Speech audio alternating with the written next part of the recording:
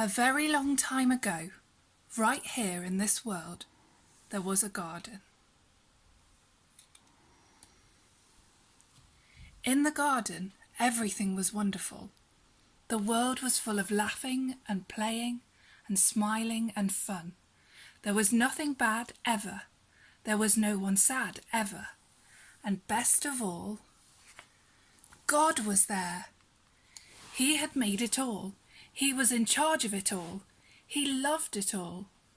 People could see God and speak to God and just enjoy being with God. Hello, Adam. Hello, Eve. Eve, God's here. He wants to walk with us again. How cool is that? Yay, I bet it's going to be even more amazing than yesterday. It was wonderful to live with God.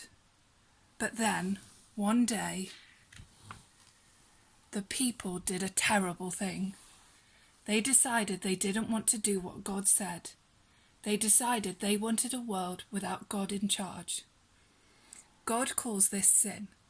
Sin spoils things, so sin has no place in God's wonderful garden. God said to the people, "You can't live with me in my garden anymore," and he sent them outside. To show the people they had to stay outside, God put some warrior angels in front of the garden. The angels were like a big keep out sign. Now things were sometimes bad, and people were sometimes sad, but people still kept sinning because they didn't want God to be in charge. So no one could come into God's wonderful place. God said, "Because of your sin, you can't come in."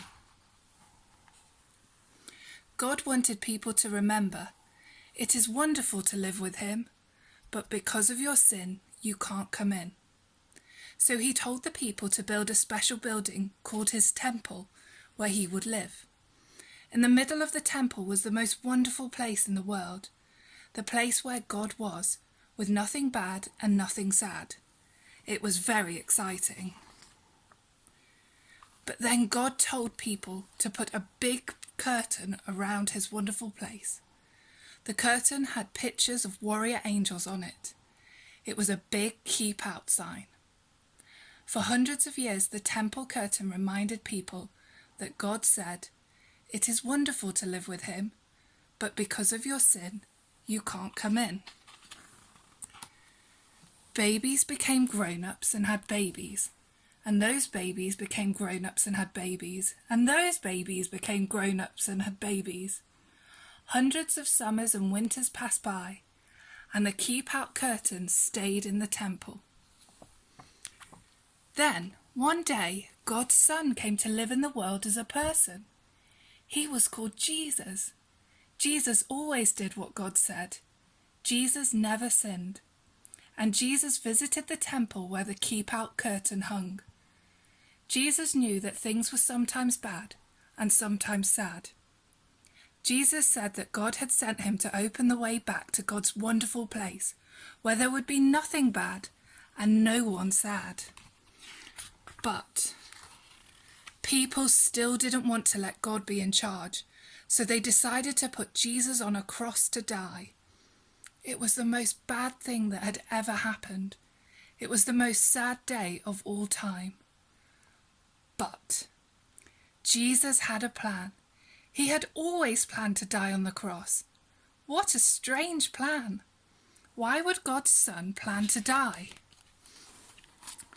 On the cross, Jesus took our sin, all the bad things we do and all the sad things they cause. Jesus took them all from us, and when he did, something amazing, astonishing, astounding happened. The curtain tore. God had ripped up the keep out sign. God's wonderful place is open again. Because Jesus died, we can go in. After Jesus died, his friends put him in a tomb. They were very sad. For 2 days, nothing happened. Then the next morning, Jesus' friends went to see his body in the tomb, and it wasn't there. A little later on, Jesus' friends were all together, And suddenly Jesus was there, alive. Suddenly his friends weren't sad. Now they were so happy. God had brought Jesus back to life so that he could live in God's wonderful place forever. And Jesus has sent everyone an invitation to come and live with him there too. He tells us, God says it is wonderful to live with him, but because of your sin, you can't come in. But I died on the cross to take your sin, so all my friends can now come in. We can live with God forever. There will be nothing bad and no one sad. Come on in, friends. We will see God and speak to God and just enjoy being with God, just as he planned. It will be wonderful to live with him, and it's all because of Jesus. We will say every day, "Thank you, Jesus, you're amazing," and you can start saying that today.